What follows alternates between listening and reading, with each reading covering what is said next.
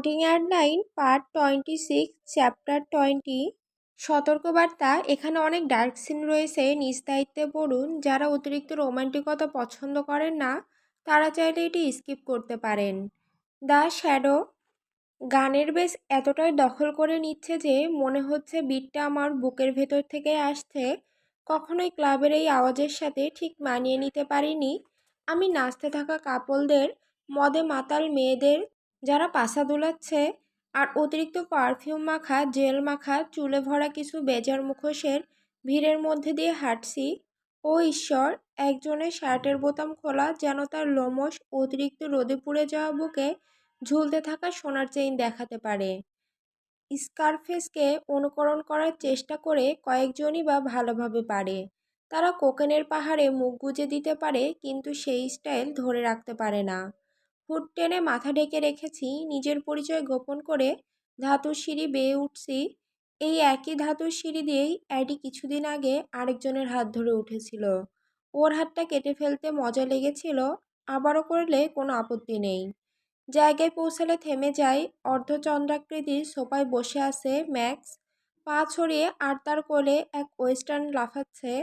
তার মাথা পেছনে হেলে, চোখ বন্ধ, তার স্কার্ট উঁচু, প্যান্টি সাইডে টানা, ড্যাশ খোলা। ম্যাক্সের ড্যাশ গিলে নিচ্ছে সবার সামনে। আমি ভ্রু তুললাম, আনইমপ্রেসড হয়ে। এত নিচু হয়ে লাফানোর প্রয়োজন হচ্ছে দেখে। অ্যারির এমন কোনো সমস্যা হতো না। একজোড়া যমজ সোফায় দুই ধারে বসে আছে, তাদেরও এক মেয়ে খুশি করছে।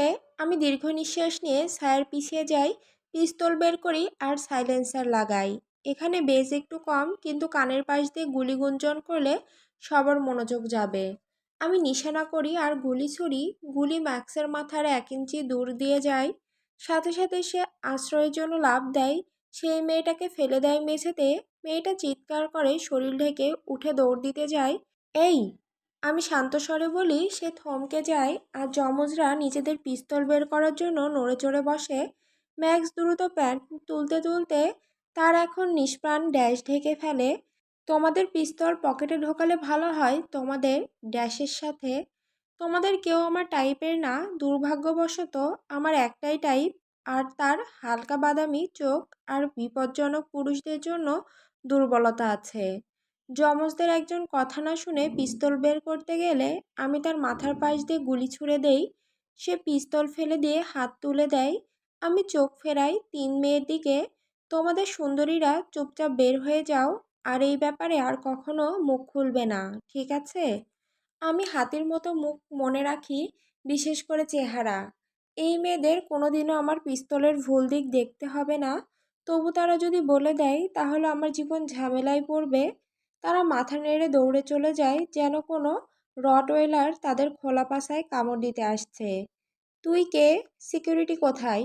ম্যাক্স গর্জায়, প্যান্টের পেছনে থাকা পিস্তলের ওপর হাত রাখে।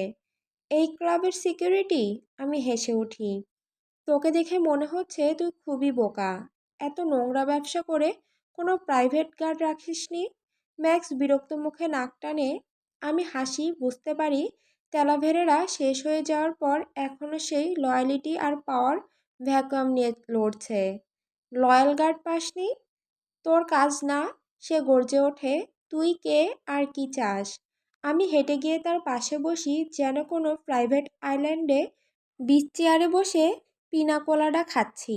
তারপর ঠান্ডা ধাতুর পিস্তল তার কপালে ঠেকাই। আশা করি অন্তত এই 2 গাধা ওর প্রতি লয়াল থাকবে। কেমন লাগে হঠাৎ করে কেউ এসে তোর জীবন হুমকির মুখে ফেলে? আমি একটু বেশি সরাসরি হয়ে গেছি, কিন্তু উদ্দেশ্য একই। যমজদের চোখ একে অপরের দিকে যায়। তুই কি বলছিস? 3 জনের কাছে থাকা সুন্দর পিস্তলগুলো টেবিলে রাখলে বলবো? আমি টেবিলের দিকে মাথা নাড়ি। যমজরা ম্যাক্সের দিকে চাই, আর সে মাথা নাড়লে তারা রাখে। ও ভালো, 2 জন অন্তত লয়াল। দেখা যাক কতক্ষণ টেকে। ম্যাক্সের কপালে ঘাম পড়ছে, রাগে প্রায় ছুঁড়ে দিয়ে পিস্তল রাখে। অন্য 2জনও রাখে। একজন মেঝে থেকে তুলে আরেকজন পেছন থেকে বের করে টেবিলে রাখে।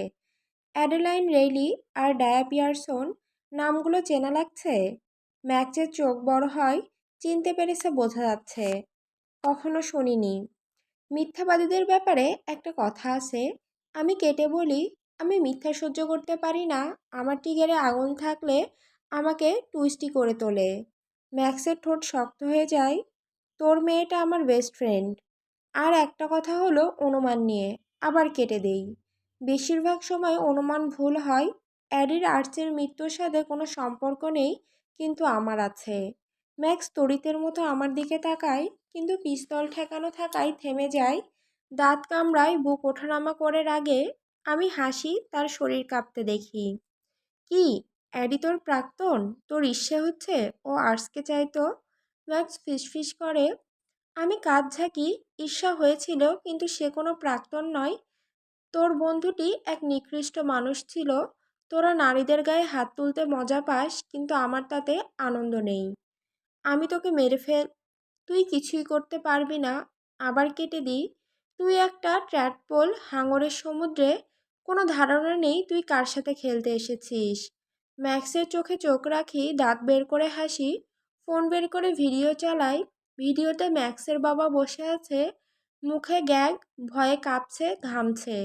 তাদের বাবা ছেলের সম্পর্ক খুব ঘনিষ্ঠ। একই ড্রাগ, একই নারী নির্যাতন। তার বাবা কাঁদছে, জীবন ভিক্ষা চাইছে। আমি তাকে মারবো না, সে একটা বাজে মানুষ, কিন্তু মৃত অবস্থায় কোনো কাজে আসবে না। লেভারেজ হিসেবে বাঁচিয়ে রাখতে হবে। অ্যাডি এখন তাদের নজরে, তাই বেশি মানুষ খুন করলে শত্রু বাড়বে। আমার আর অ্যাডির। এক্সিবিট এ, এই ম্যাক্স। আমার কাছে সময় নেই ছোট মাছ নিয়ে খেলার। আমি মেগাডোলন। তাকে কি করেছিস? ম্যাক্স চেঁচিয়ে ওঠে, পিস্তলের দিকে ঝাঁপিয়ে যায়। আমি ওর হাত ধরে টেনে বসিয়ে দিই। মরে যায়নি, চুপ করে যা, চিৎকারের দরকার নেই। সে গালাগালি করে, আমি পাত্তা দিই না। পিস্তল দিয়ে ওর চিবুকে ঠাস করে ঠোকা দিই। যতক্ষণ তুই অ্যাডি আর ডায়াকে ছেড়ে দিবি, ততক্ষণ তোর বাবা বাঁচবে। আমি সব জানি, কোথায় খাস, কোথায় ঘুমাস, কোথায় হাগিস। আর আমি দেখব যতক্ষণ না কেউ তোর মাথায় গুলি করে। বুঝতে পারছিস? তার চোখ সংকুচিত হয়। ভিডিও বন্ধ করি, উঠে দাঁড়াই, পিস্তল তাক করি ঠিক ওর ইসের দিকে। ডিল হয়েছে, এলমার। তার ভ্রু কুঁচকে যায়, কিন্তু প্রশ্ন করে না। হ্যাঁ, শুধু বাবাকে ছেড়ে দাও। আমি বড় করে হাসি। সে বাড়ি ফিরছে। আমি হাঁটতে শুরু করি, সিঁড়ির দিকে যাচ্ছি। হঠাৎ তার ডাক শুনি। এই, তুই নিজের নাম বলিসনি। ম্যাক্স চেঁচিয়ে ওঠে। আমি ঘাড় ঘুরিয়ে পশুর মতো হাসি দেই। চোখ মেরে বলি, তুই আমাকে জেড বলতে পারিস। তারপর হেসে বেরিয়ে আসি, তাদের ফ্যাকাশে মুখ দেখে। মিস্টার ফোর্টরাইট, পারলে আপনাকে স্বাগতম। স্বর্ণকেশী মহিলা বলে। আমাকে হালকা আলোয় ঢাকা ফোয়েতে ইউজার করে। তার পরনে সাদামাটা কালো ব্লেজার আর স্কার্ট, সাধারণ হিল জুতো, আর চুল শক্ত করে খোপা করা। দেখতেই মনে হচ্ছে ব্যথা করছে। তার মুখে শান্ত হাসি, কিন্তু উজ্জ্বল নীল চোখগুলোতে কোনো আলো নেই। শিশির মতো নীল রংটায় প্রাণ নেই। আর এটাই প্রথম ইঙ্গিত যে এই জায়গায় সে অনেক কিছু দেখে ফেলেছে। আমি ঢুকি, যা দেখতে এক ধরনের ফয়রার মতো। সেখানে সোনালি টালি বসানো মেঝে, কালো দেওয়াল, আর অশ্লীল এক ঝাড়বাতি ঝুলছে। ভদ্রলোকদের ক্লাবের প্রতিষ্ঠাতা সদস্যদের সোনালি ফ্রেমে ছবি দেওয়ালে ঝোলানো, অথবা অন্যভাবে বললে দেওয়াল জুড়ে একদল ধর্ষকের ছবি। স্যুট পরা পুরুষেরা ক্যামেরার দিকে তাকিয়ে হাসছে, সম্ভবত কোনো মেয়েকে বা ছেলেকে ধর্ষণ করার পরও নেশায় ভাসছে। এরা সবাই আমার চোখে একরকম লাগে। আমি করিডোর দিয়ে হাঁটি।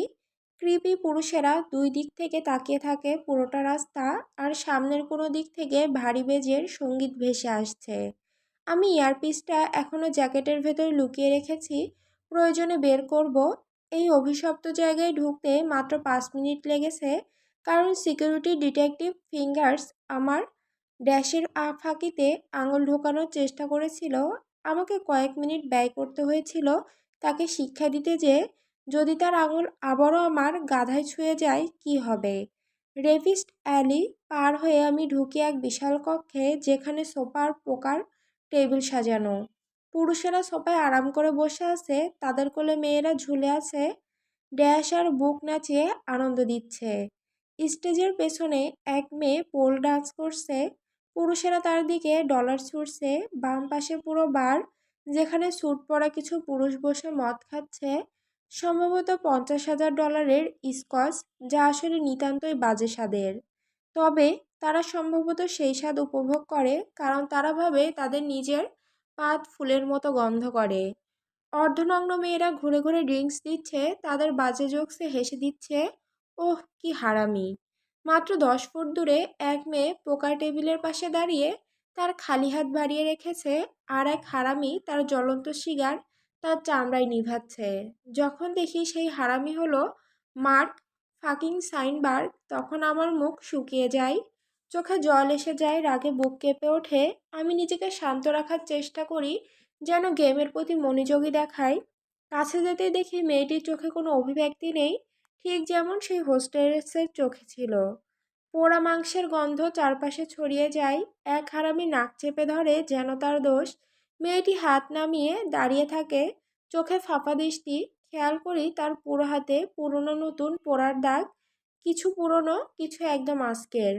মার্ক তাকে তাড়িয়ে দেয় আর মেয়েটি রোবটের মতো হেঁটে চলে যায় যেন কিছুই হয়নি।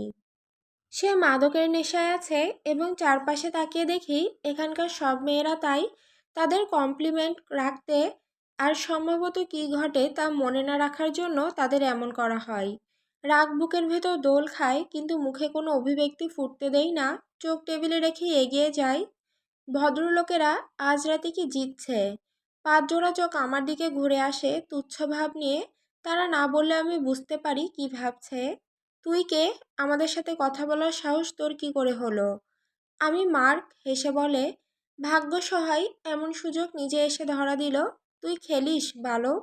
32 বছর বয়সে আমাকে বালক বলার জন্য মুখে চড় মারতে ইচ্ছে করে, কিন্তু বদলে আমি এক শয়তানি হাসি দেই। অবশ্যই খেলি, আমি বলি। মার্ক এক টাকাওয়ালা মাথার দিকে চেয়ে চিবুক নাড়ে। তোর জায়গাটা ওকে দে। টেবিল নীরব, আমি শান্ত মুখে থাকি, কিন্তু টাকাওয়ালার মাথা, চোখের আগের আগুন। সে মার্কের দিকে তাকায় যেমনভাবে আমি তাকাতে চাই, যেন খুন করে ফেলতে চাই। ভালোই হয়েছে, যার নিজের রাগ সামলাতে পারে না সে পোকার খেলোয়াড় হিসেবে ভালো নয়। ধীরে ধীরে লোকটা উঠে দাঁড়ায়, কার্ড রাখে, রয়্যাল ফ্লাশ। সে এই রাউন্ডে জিততে পারত।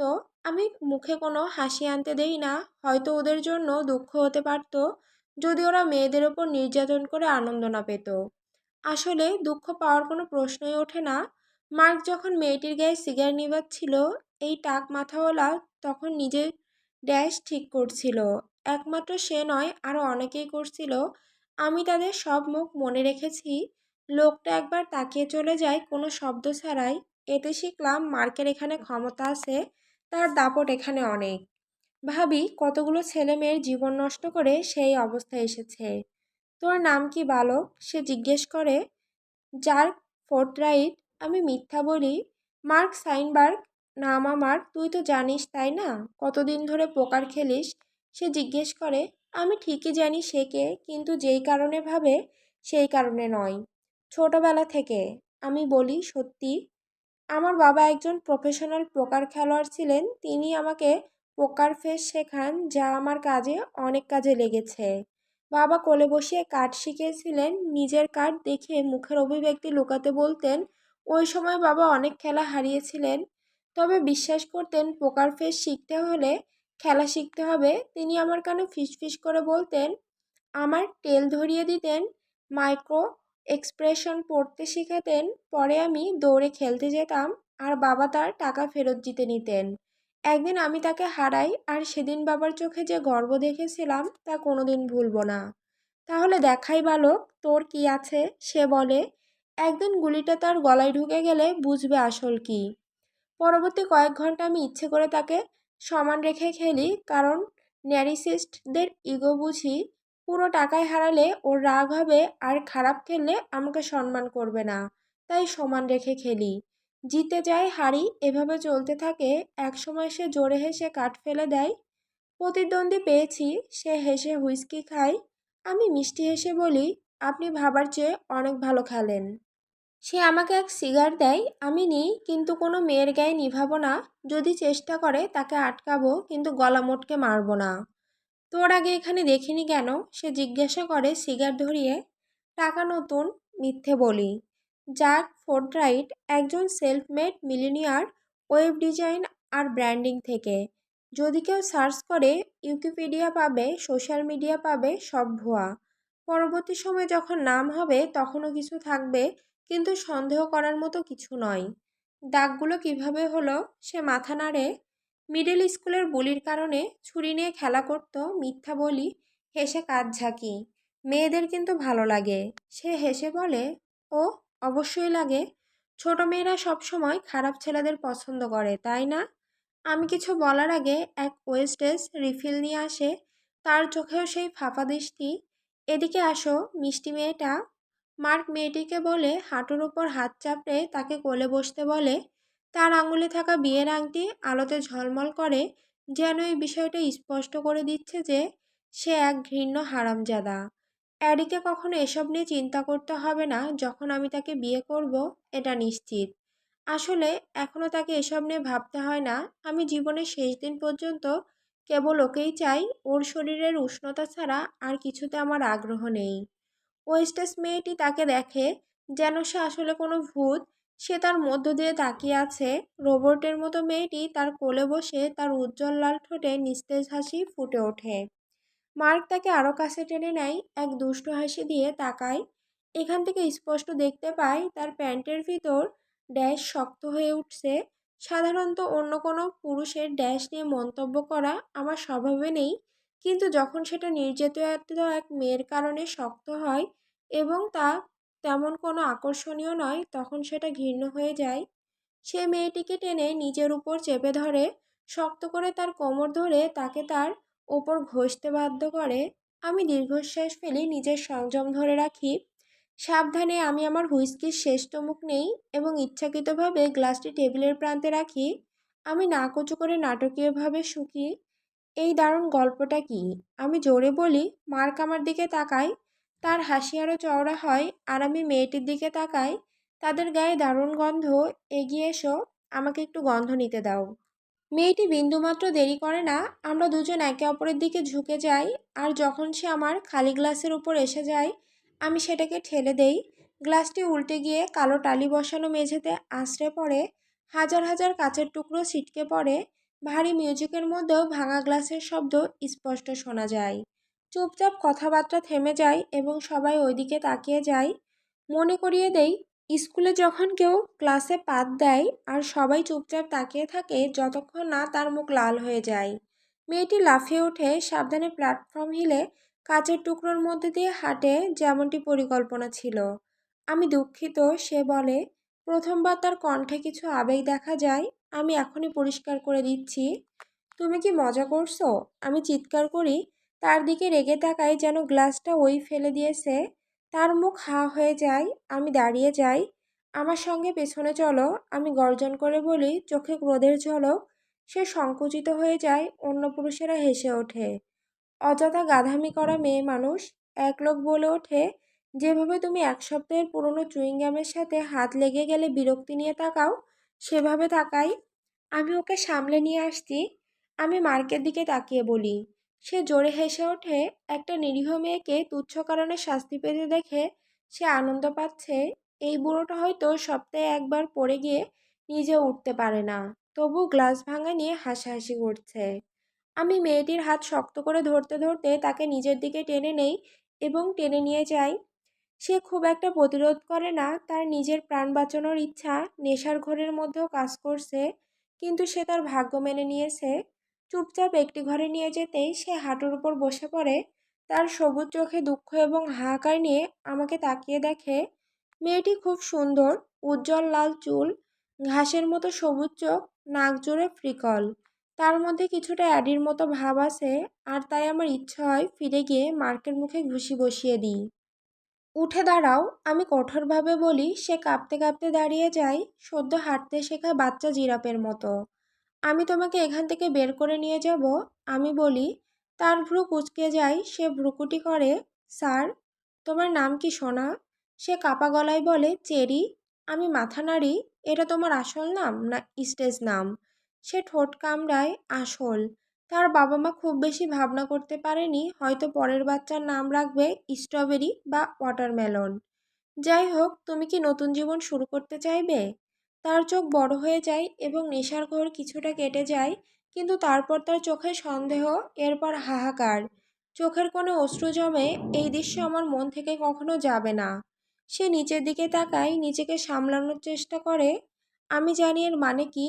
আমি আমি সত্যি দুঃখিত, বুঝতে পারিনি আমি এত নিচু হয়ে গিয়েছিলাম। আমি তোমাকে আঘাত বা হত্যা করতে যাচ্ছি না, চেরি। আমি কেটে বলি, আমি তোমাকে সাহায্য করব, কিন্তু তোমাকে হুবহু আমার কথা শুনতে হবে। সে কাঁপতে কাঁপতে চোখের কোণে তাকায় এবং মাথা ঝাঁকায়। আমি আমার ব্লুটুথ ইয়ারপিস বের করি, যা জ্যাকেটের ভেতর লুকিয়ে ছিল। আমার সব জ্যাকেটে সীসা দিয়ে তৈরি বিশেষ আস্তরণ থাকে, যাতে যে কোনো স্ক্যানারে ডিভাইস ধরা না পড়ে। আমি কানে সেটি লাগাই, বাটন চাপি, যার সাথে সাথে জেকে কল করে এবং অপেক্ষা করি। সে রিসিভ করলে আমি পুরো পরিস্থিতি বুঝিয়ে বলি। 15 মিনিটের মধ্যে সে গাড়ি প্রস্তুত করে ফেলে। এই সময়ের মধ্যে চেরি তার পরিবারের কথা জানায়। তার ছোট বোন ক্যান্সারে আক্রান্ত, আর তাদের একলা মা। সে তাদের চিকিৎসা খরচ জোগাতে এই কাজ করছে, কিন্তু সে স্বীকার করে, যদি মরে যায় তাহলে এই আয়ের কোনো মানে থাকবে না। তাকে আর কখনো এসব নিয়ে ভাবতে হবে না, অথবা কোনো ভাঙা গ্লাসের কারণে মরে যেতে হবে না। যে ক্যামেরা মনিটর করে এবং আমাকে গোপন দরজা দিয়ে বের হওয়ার নির্দেশ দেয়। দরজা দিয়ে বের হওয়ার আগে আমি তার কবজি ধরে থামাই। 10 ফুট দূরে একটি কালো সেডান দাঁড়িয়ে, দরজা খোলা। আমি জানি সে আসতে বলে, আমি তোমার মুখ মনে রাখবো না, আমি কখনো তোমাকে দেখিনি। সে অনুমান করে। আমি মাথা নাড়ি। চেরি, তুমি এমন কোনো জায়গায় যাচ্ছ না যেখানে তোমাকে এসব নিয়ে কোনোদিন প্রশ্ন করা হবে। তুমি এবং তোমার পরিবার নিরাপদ থাকবে, আমি প্রতিশ্রুতি দিচ্ছি। শুধু চাই তুমি জীবনটাকে অর্থবহ করে তুলবে, শুধু এটাই চাই।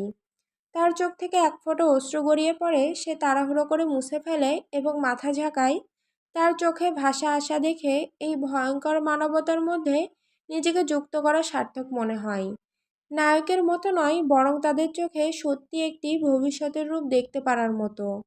সে দৌড়ে গাড়ির দিকে যায়, আর আমি কোনোভাবে আমাকে কেউ দেখতে পাই না এমনভাবে আবার ভেতরে ঢুকি। যে ক্যামেরা ক্লিয়ার করে দাও, আমি বলি। এয়ারপিস খুলে আবার লুকিয়ে রাখি। ক্যামেরা ফুটেজ স্পাইস করা হবে, কেউ দেখতে গেলে দেখবে আমি চেরিকে একঘরে নিয়ে গেছি এবং আলাদাভাবে বের হয়েছি। এটি আমার বিশেষ দক্ষতা, যা আমি শিখেছি এবং পরে জেকে শিখিয়েছি। ক্যামেরার অংশ পরিবর্তন করে সেটাকে এমনভাবে সাজানো যেন সেরা হ্যাকাররাও বুঝতে পারবে না। আমি ঘাড় নাড়াই এবং নিজেকে মানসিকভাবে প্রস্তুত করি এক দীর্ঘ রাত পার করার জন্য, যেখানে আমাকে এক পেডোফাইলের সাথে বন্ধুত্ব করার ভান করতে হবে।